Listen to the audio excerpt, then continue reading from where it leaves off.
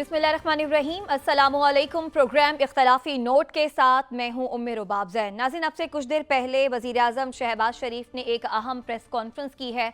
अपनी press conference में उन्होंने साबिक वज़ीर आज़म इमरान खान के माजी के बयानात भी सुनवाए, उन पर तनकीद भी की और साबिक वज़ीर आज़म की तरफ से जो लगाए गए इल्ज़ामात हैं उसको उन्होंने मुस्तरद भी किया। और शहबाज शरीफ साहब ने कहा कि साबिक वज़ीर आज़म इमरान खान पर जो फायरिंग का वाक़या है उसकी supreme court full court commission बनाने का उन्होंने मुतालबा किया। उन्होंने कहा कि इस हवाले से वो दरख्वास्त भी देंगे। ऐसा ही मुतालबा कल साबिक वज़ीर आज़म इमरान खान की जानिब से भी किया गया था, लेकिन अब शहबाज शरीफ चाहते हैं कि फुल कोर्ट बने ताकि किसी फरीक को कोई शक व शुबा न रह जाए। आज प्रेस कॉन्फ्रेंस करते हुए वो मजीद क्या कह रहे थे, अपने नाज़रीन को दिखाते हैं। अब ये जो बात हो रही है कि जनाब अभी तक FIR नहीं काटी गई, 48 घंटे से ज़ायद का वक्त गुजर चुका है। तहरीक इंसाफ के मुतादिद रहनुमा इस बात पर तनकीद कर रहे हैं, पंजाब हुकूमत से सवाल कर रहे हैं। शाह महमूद कुरैशी साहब क्या कर रहे हैं, ये भी देख लीजिए।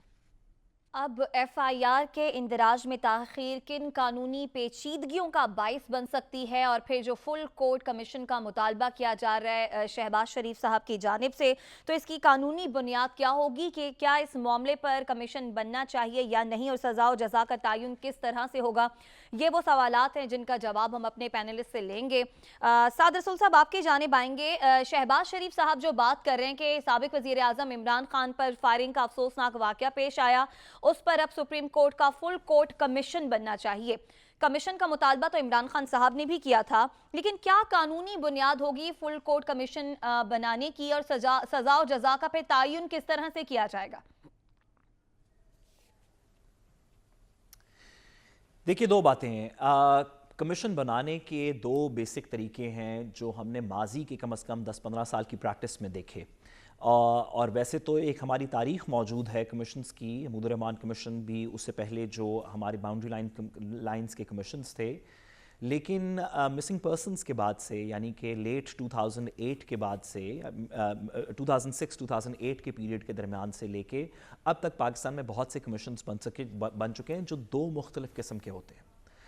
एक वो कमीशन होता है जो अदालत बनाती है, उसमें एक हाजिर सर्विस जज को यूजुअली एक कमीशन के तौर पे तैनात कर दिया जाता है, जिसको कि जुडिशल कमीशन कहते हैं, क्योंकि उसके अंदर एक जुडिशल ऑफिसर अपनी सिटिंग जुडिशल कैपेसिटी के अंदर कमीशन को हेड कर रहे होते हैं। ये हमने माजी में देखा कि एबटाबाद के ऊपर एक कमीशन बना था, मिसिंग पर्सनस पे बना था, जो कि मुख्तलिफ औकात के अंदर कुछ ऐसे अशखास उसके ऊपर हेड थे जो कि हाजिर सर्विस एक जज थे। ये कमीशंस अदालतों ने बनाए, और अदालतों ने, चीफ जस्टिस साहब ने तयन किया, अगर हाई कोर्ट की सतह पे कमीशन बन रहा हो जुडिशल तो चीफ जस्टिस सूबे की हाई कोर्ट के, और अगर वफाकी सतह पे बन रहा हो तो चीफ जस्टिस पाकिस्तान तयन करते हैं, इस बात की तैनाती करते हैं कि वो एक जज होंगे, 2 होंगे, 10 होंगे। ये कोई मुकदमा तो नहीं है कि जिसमें फुल कोर्ट बैठ सके।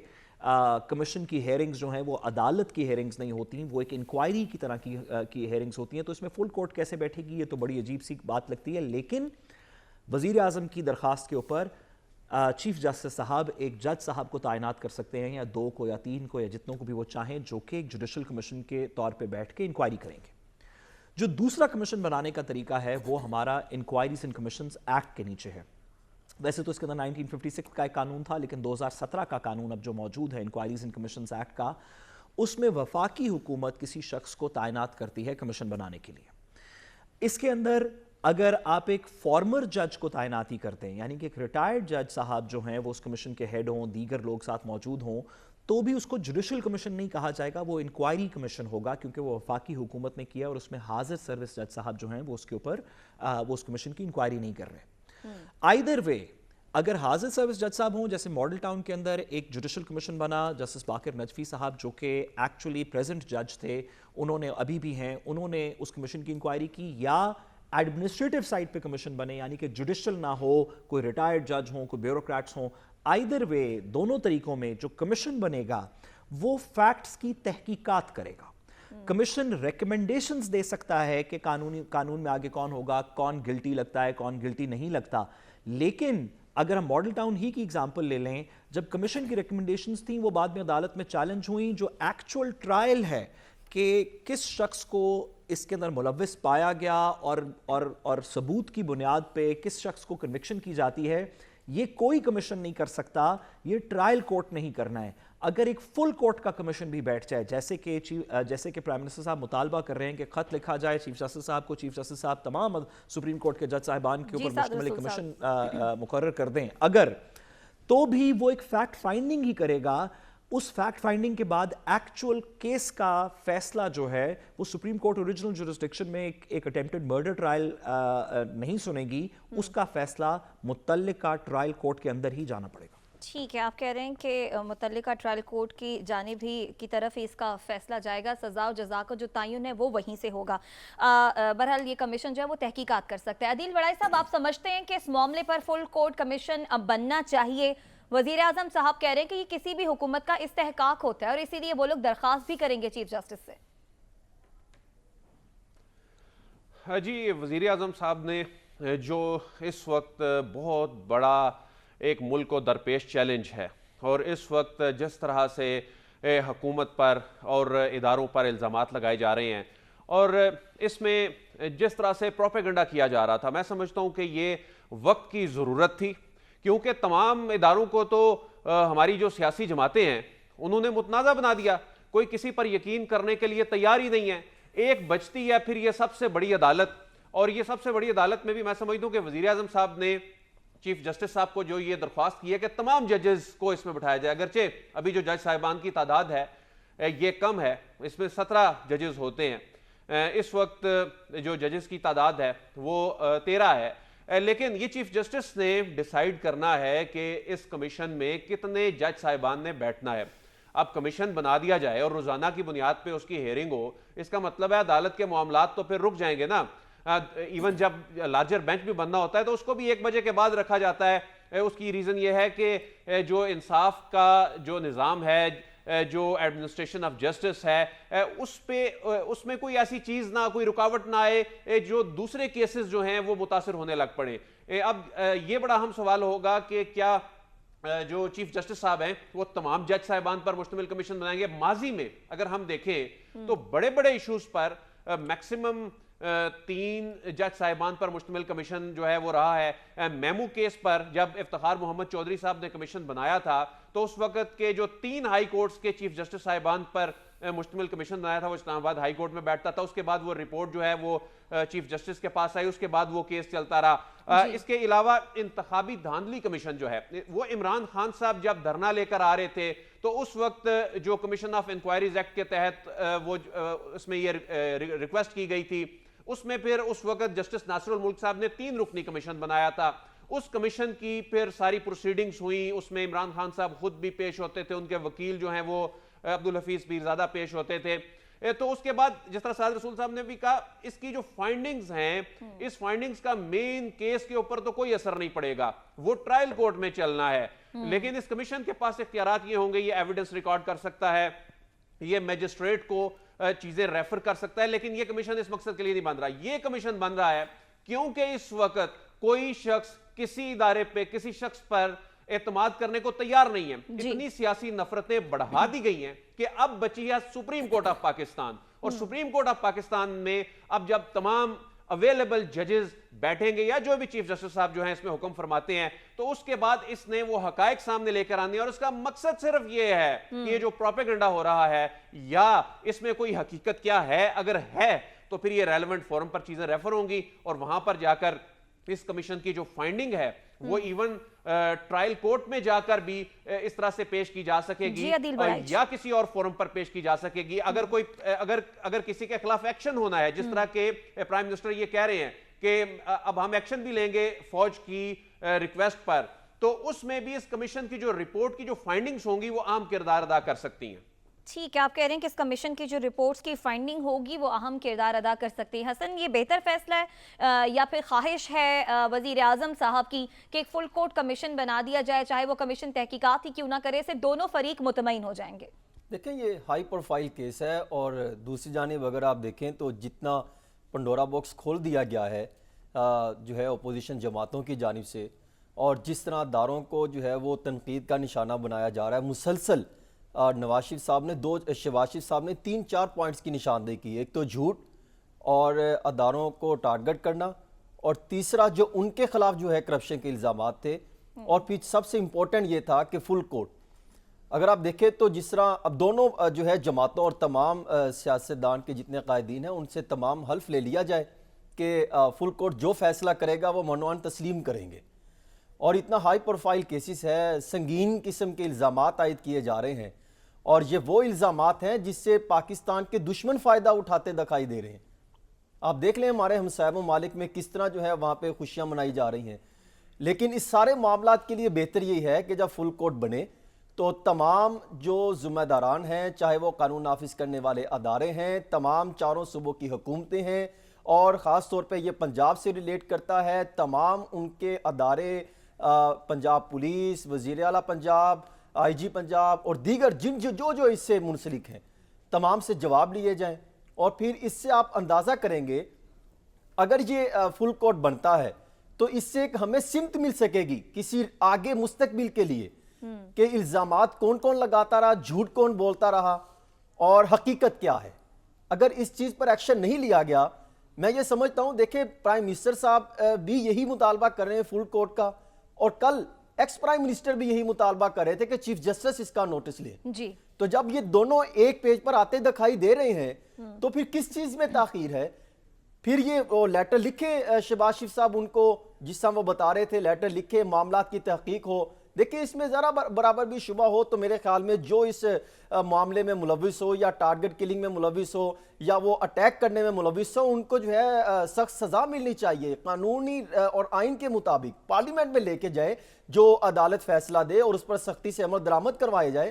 یہ تو کوئی طریقہ نہیں ہے کہ اگر اس کی تحقیقات نہ ہو. دیکھیں پہلے بے شمار کمیشن اور تحقیقات جی آئی ٹیز بنتی رہی, آج تک کتنے ہیں جس پر عمل درآمد ہو سکا. جی حسن, چاہے وہ تھوڑا سا عدالت کو جو ہے وہ ایک دفعہ جو ہے وہ بڑا قدم اٹھانا پڑے گا جس سے مستقبل کے تعین ہو سکے گا کہ کون صحیح تھا, کون غلط تھا, کون الزامات لگاتا تھا, کون اداروں کو ٹارگٹ کرتا تھا, کون جھوٹ تھا. اور بے شمار چیزیں جو ہے اس میں نکلیں گی. اس میں صرف یہی نہیں کہ اس کا فیصلہ ہو جائے گا, اس میں صرف ایک پوائنٹ کا ایجنڈا نہیں ہوگا. جب آپ اس کی انویسٹیگیشن میں جائیں گے تو بے شمار پہلو اس کے نکلیں گے. صحیح. تو آپ سمجھتے ہیں کہ اس معاملے کے لیے فل کوٹ کمیشن بننا چاہیے کیونکہ یہ ایک ہائی پروفائل کیس ہے. صادر رسول صاحب آپ کچھ کہنا چاہ رہے ہیں حسن کے جواب میں, وہ بھی کہہ لیجئے. پھر ساتھ آج جو وزیر اعظم نے بات کی ہے, انہوں نے اب جو بال ہے وہ عمران خان کی کورٹ میں پھینک دی ہے. وہ کہہ رہے ہیں کہ جناب عمران خان نے جو الزامات لگائے ہیں آئیں اس پلیٹ فارم پر اب ثبوت بھی دیں. تو بارے ثبوت اب سابق وزیر اعظم عمران خان پر ہو گیا.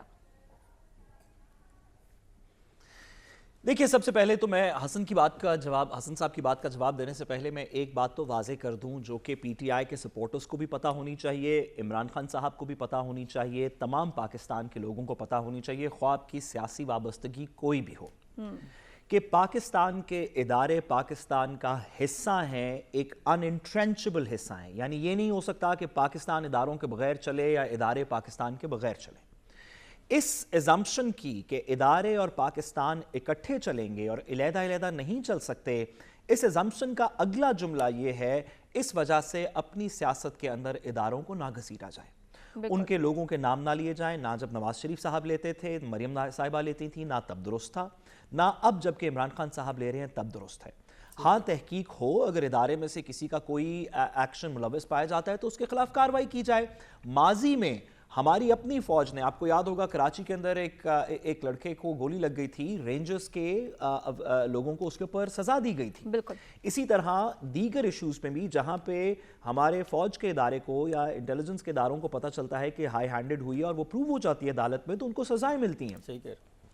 تو اگر کوئی ملوث ہے تو ضرور سزا دی جائے, لیکن اس طرح کی الزام تراشی سے ملک نہیں چلتے. عمران خان صاحب کو اور پی ٹی آئی کے تمام سپورٹرز کو اس بات سے اجتناب کرنا چاہیے. جی.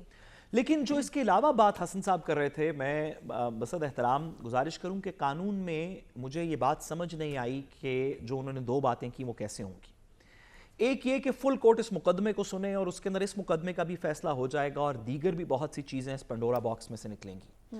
تو یہ بات عوام میں کرنی تو بڑی سمپل لگتی ہے کہ سپریم کورٹ ساری چیزوں کو بلا لے اور 184(3) کے اندر اوریجنل جورسڈکشن میں مقدمہ سننا شروع کر دے اور جس نے غلط کیا اس کو کیفر کردار تک پہنچا دے, جنہوں نے باتیں کی ان کو بھی سزائیں دے دے. لیکن قانون کا پروسیس ایسے چلتا نہیں ہے, آئین کی یہ منشا نہیں ہے. जब नवाज शरीफ साहब को भी पैनामा पेपर्स के अंदर सुप्रीम कोर्ट ने एक फैसला दिया तो उस फैसले के ऊपर नवाज शरीफ साहब जेल नहीं गए, कन्विक्शन नहीं हुई।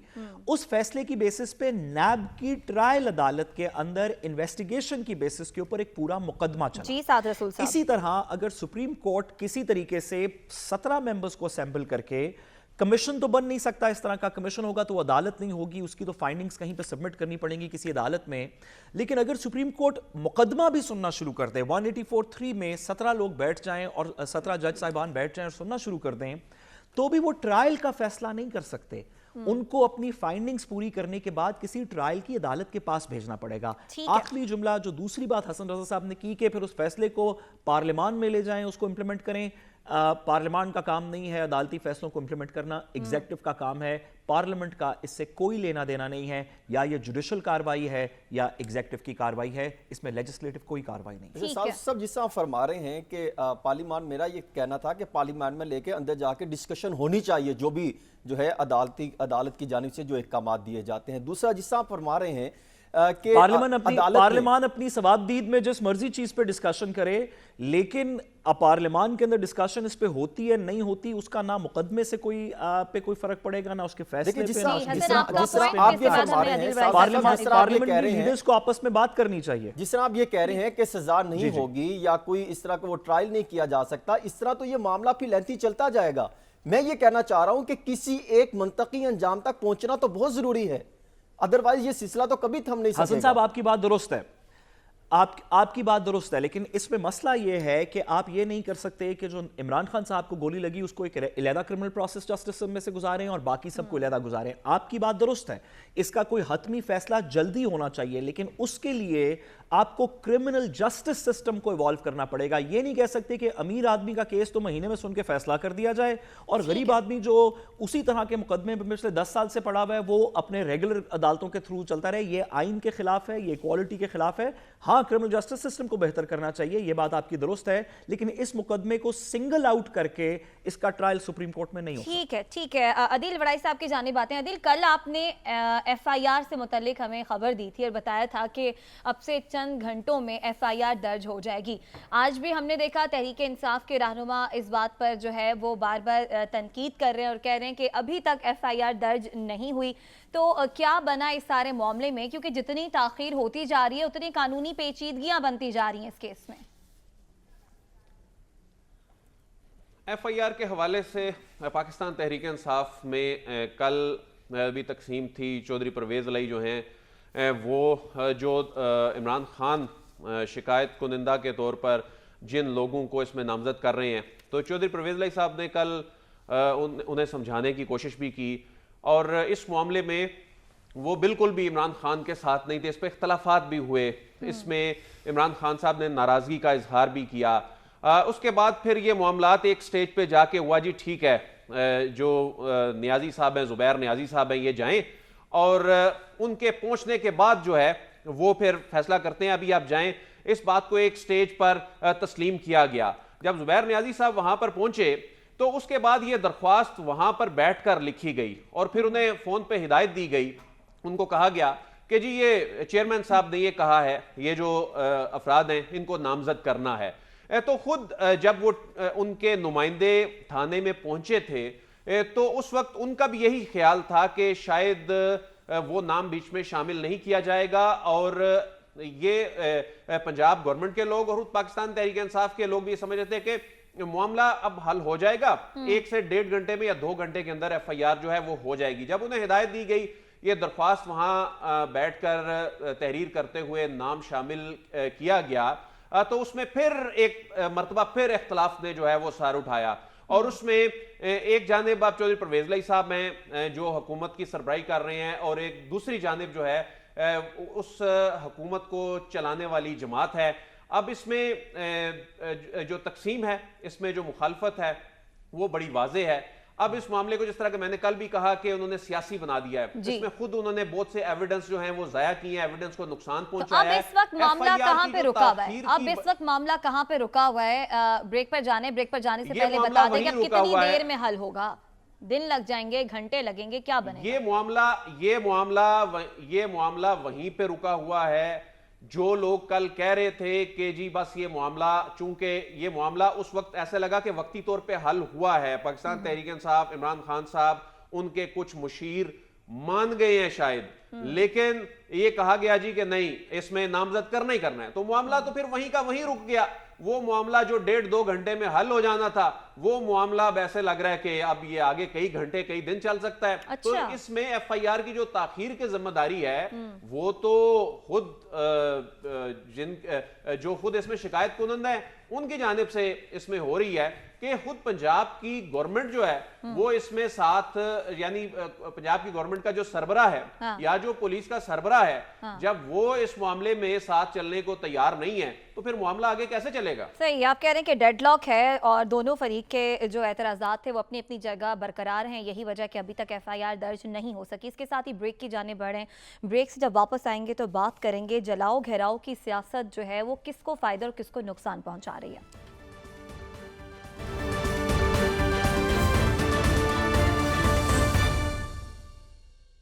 ویلکم بیک ناظرین. سابق وزیر اعظم عمران خان پر حملے کے بعد سے تحریک انصاف کے کارکنان کی جانب سے آج دوسرے روز بھی ملک گیر احتجاج کیا جا رہا ہے.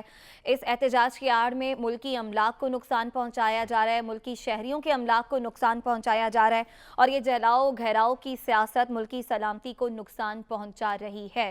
یہ انتشار خدا نخواستہ میرے منہ میں خاک صورتحال کو کسی ایسی جگہ لے کے جا سکتی ہے جہاں پر پہنچ کر سب کے لیے مشکلات پیدا ہو سکتی ہیں. یہ سیاستدان اس صورتحال سے بچنے کے لیے اگر اب بھی اکٹھے نہیں ہوں گے تو پھر کب اکٹھے ہوں گے؟ اگر وقت سے پہلے انتخابات ہو جاتے ہیں تو کیا حرج ہے؟ اگر تحریک انصاف تھوڑا صبر کر لیتی، انتخابات اپنے مقررہ وقت پر ہوتے ہیں تو اس میں کیا حرج ہے؟ اس کے ساتھ ساتھ ہم پروگرام میں بات کریں گے کہ کیا کسی کے پاس اس سیاسی بحران کے خاتمے کا کوئی فارمولا موجود ہے؟ یہ سیاسی انتشار کیسے ختم ہوگا؟ اس پر ہم اپنے پینلسٹ کی رائے لیں گے.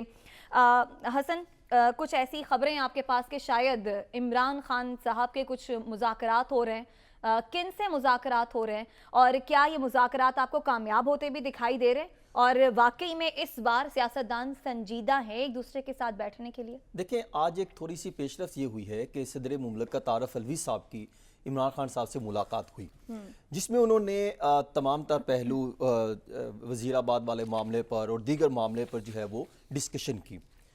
عارف علوی صاحب نے عمران خان صاحب کو قائل کرنے کی کوشش کی ہے کہ وہ کسی نہ کسی طرح مذاکرات والے ٹیبل پر آئیں. ادروائز جہاں پر ریاست کو نقصان ہو رہا ہے وہاں پر ان کی پارٹی کو بھی شدید نقصان ہو رہا ہے.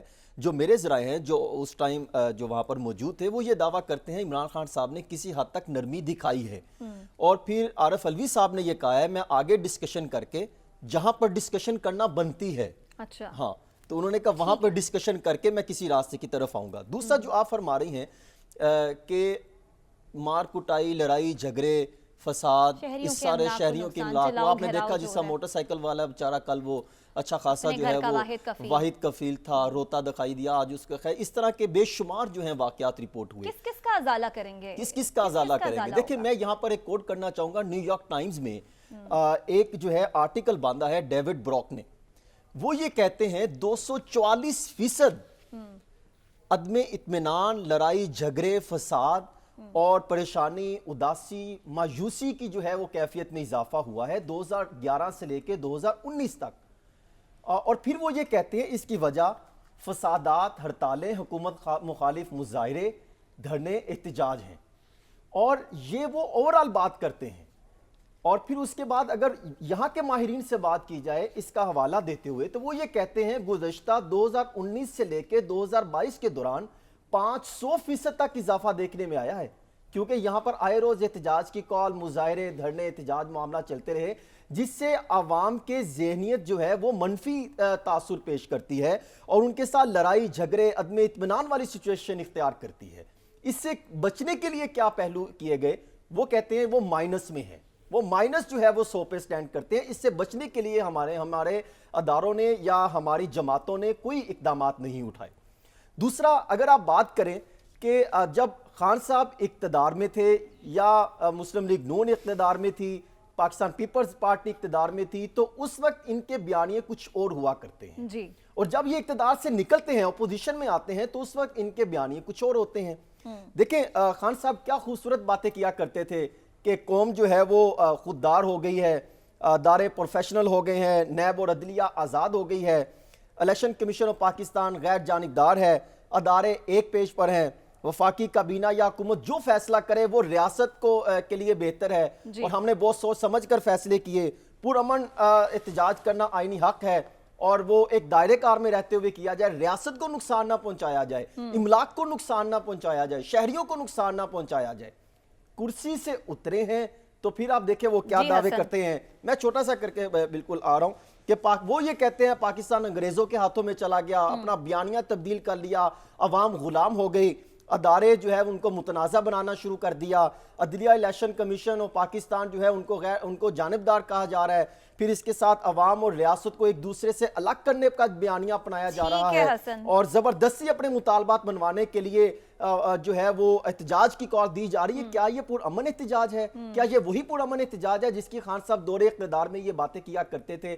گورنر ہاؤس کے ساتھ کیا ہوا آپ کے سامنے ہی ہے, کس طرح اسلام آباد کراچی میں کیا آپ کے سوالات کرنا بنتے ہیں, ضرور بنتے ہیں, یہ تمام سیاستدانوں کا ایسا ہی رویہ, لیکن چونکہ عمران خان صاحب خود کہتے ہیں کہ وہ دیگر سیاستدانوں سے جو ہے وہ مختلف ہیں تو ظاہر ہے ٹھیک ہے آپ کا سوال کرنا بنتا ہے. سعد رسول صاحب کی جانب آتے ہیں.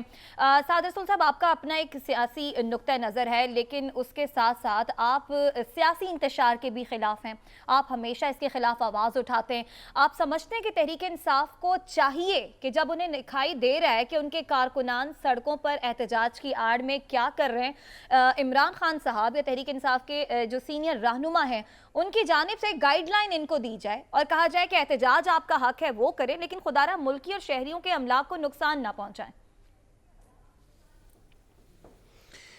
دیکھیں اس کے اندر تو کوئی دو رائے نہیں ہو سکتی, ہمارا یا کسی کا بھی یہ موقف تو نہیں ہو سکتا, نہ ہی عمران خان صاحب کا ہونا چاہیے, اور اگر ہے تو غلط ہے, یا پی ٹی آئی میں جس کسی کا بھی موقف اس طرح کا ہو وہ غلط ہے کہ ہم آئین اور قانون کے دائرے سے باہر نکل کے احتجاج کریں گے.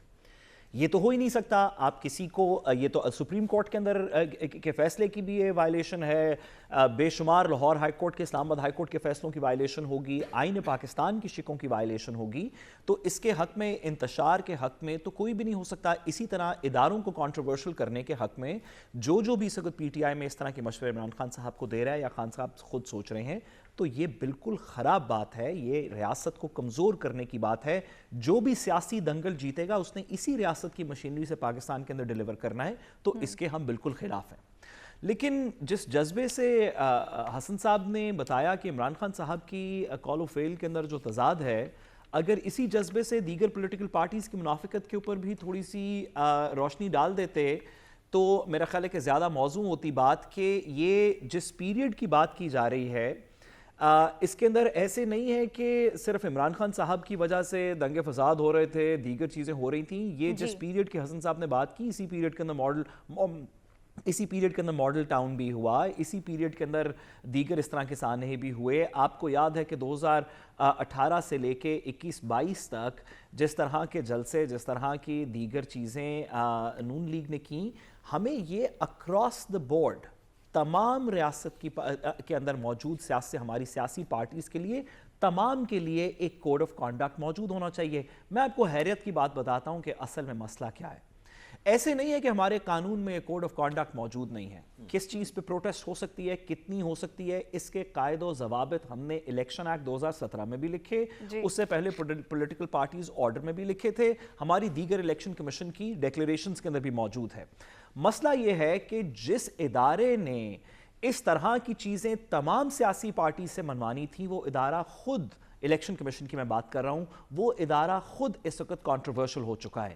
الیکشن کمیشن کا فار ایگزامپل قانون یہ کہتا ہے کہ کوئی شخص بھی اپنے ایم پی اے کی سیٹ کے اندر 30 لاکھ روپے سے زیادہ پیسے نہیں ہلکے میں لگائے گا, اور ایم این اے کی سیٹ کے اندر 60 لاکھ روپے سے زیادہ پیسے نہیں لگائے گا. میں حسن رضا صاحب سے تھوڑی امداد طلب ہوں اس کے اندر کہ حسن صاحب, جب لاہور کے اندر بائی الیکشن ہوا تھا NA 222 کا, تو مارکسسٹ مسلم لیگ اور پی ٹی آئی نے کتنے پیسے خرچ کیے تھے؟ آپ کو یاد ہوگا کہ وہ اربوں کے اندر نمبر تھا. اسی طرح جب دیگر بائی الیکشنز ہوئے, ابھی ابھی ذرا حسن رضا صاحب بتا دیں یا اگر بتا سکتے ہوں تو ہماری رہنمائی فرمائیں کہ کیا یہی 30 لاکھ کے اندر الیکشنز ہوئے تھے یا پیسے اور طاقت اور ڈنڈے اور انفلوئنس اور چودراہٹ کی بیسس کے اوپر ہم الیکشن لڑتے ہیں؟ جب ہم الیکشن چودراہٹ کی بیسس کے اوپر لڑیں گے تو ہماری تمام سٹریٹ پاور جو ہے وہ ڈنڈے اور چودراہٹ کی بیسس کے اوپر آگے چلے گی. جب ایک ادارہ اس کو الیکشن کے وقت نہیں روک سکے گا تو وہی ادارہ اس کو لانگ مارچ کے وقت نہیں روک سکے گا. حسن میں آپ کی جانب آتی ہوں. حسن میں آپ کی جانب آتی ہوں. میں مجھے پتہ ہے آپ کے ساتھ سرکاری مشینری استعمال ہوتی ہے, چاہے وہ نون لیگ کی جماعت ہو, پی ٹی آئی کی جماعت ہو, لیکن اس دفعہ جو ضمنی انتخابات ہوئے ہیں وہ میں یہ سمجھتا ہوں کسی کی مداخلت نہیں تھی اس میں. ٹھیک ہے, آپ کہہ رہے ہیں کسی کی مداخلت نہیں تھی. عدیل وڑائی صاحب آپ کی جانب آتے ہیں, باتیں چل رہی ہیں مذاکرات کی. آپ سمجھتے ہیں کہ کسی نہ کسی کے پاس جو ہے وہ اس انتشار سے بچنے کے لیے, سیاسی استحکام لانے کے لیے کوئی فارمولا موجود ہے اور آپ کو جنرل الیکشنز وقت سے پہلے ہوتے ہوئے دکھائی دے رہے ہیں یا نہیں؟ دیکھیں, جو حسن صاحب نے خبر بھی دی کہ صدر مملکت نے عمران خان صاحب کو سمجھانے کی کوشش کی. کوشش تو صدر مملکت گزشتہ کئی ہفتوں سے بلکہ مہینوں سے کر رہے ہیں, لیکن عمران خان صاحب صدر مملکت کی بات نہ مان رہے ہیں نہ وہ سمجھ رہے ہیں. میں نے اب سے 1-2 روز قبل ایک خبر بھی دی تھی کہ جو صدر مملکت کا جو اسٹیبلشمنٹ کے ساتھ ایک انٹریکشن تھا وہ بے نتیجہ ختم ہو چکا ہے, اور یہ آلموسٹ ایک تیسرا فیز تھا جس میں صدر مملکت کوشش کر رہے تھے, ایفرٹس کر رہے تھے, اور اس میں کوئی براہ راست پی ٹی آئی کے مذاکرات نہیں تھے, بلکہ صدر مملکت جو ہیں وہ ایک بڑے کی حیثیت سے, صدر مملکت کی حیثیت سے بات کر رہے تھے, لیکن دوسری جانب چونکہ وہ عمران خان صاحب کو سمجھا نہیں پا رہے تھے تو اس وجہ سے وہ بے نتیجہ ختم ہو گئے. اگر جس طرح کہ حسن صاحب فرما رہے ہیں کہ اگر عمران خان صاحب نے نرمی دکھائی ہے, ویسے مجھے تو نہیں لگتا کہ جو ان کا سٹینس ہے اور جو ان کی پاپولیرٹی ہے, جس طرح سے ان کی جانب سے کال روزانہ دی جا رہی ہیں, اسد عمر صاحب ٹویٹ کرتے ہیں جی آج 5 بجے لوگ نکلیں, تو مجھے تو اس میں ایسا کچھ نظر نہیں آ رہا. ٹھیک ہے, آپ کو ایسا کچھ نظر نہیں آ رہا, ایک لائن میں ہاں یا نا میں مجھے جواب دے دیں. جی جی بالکل یہی جواب آپ کو موجودہ ملکی صورتحال میں جنرل الیکشنز وقت سے پہلے ہوتے ہوئے دکھائی دے رہے ہیں؟ وقت سے پہلے الیکشن ہوتے اس لیے نظر نہیں آ رہے کیونکہ حکومت کہہ رہی ہے جی قید اس طرح تو نہیں رہی, لیکن مطلب تو یہی ہے کہ ہماری پاپولیرٹی نہیں ہے, اس کو گین کرنے کی کوشش میں وہ اکتوبر تک جانا چاہتے ہیں. عمران خان صاحب کہہ رہے ہیں کہ میں اس وقت تک اپنی پاپولیرٹی کے عروج پہ ہوں, جتنی جلدی ہو سکے الیکشن ہو جائیں. ٹھیک ہے, آپ کہہ رہے ہیں لیکن آپ کو وقت سے پہلے جنرل الیکشنز ہوتے ہوئے دکھائی نہیں دے رہے. اس کے ساتھ ہی بریک کی جانب آ رہے ہیں, واپس آئیں گے, ہمارے ساتھ رہیے گا.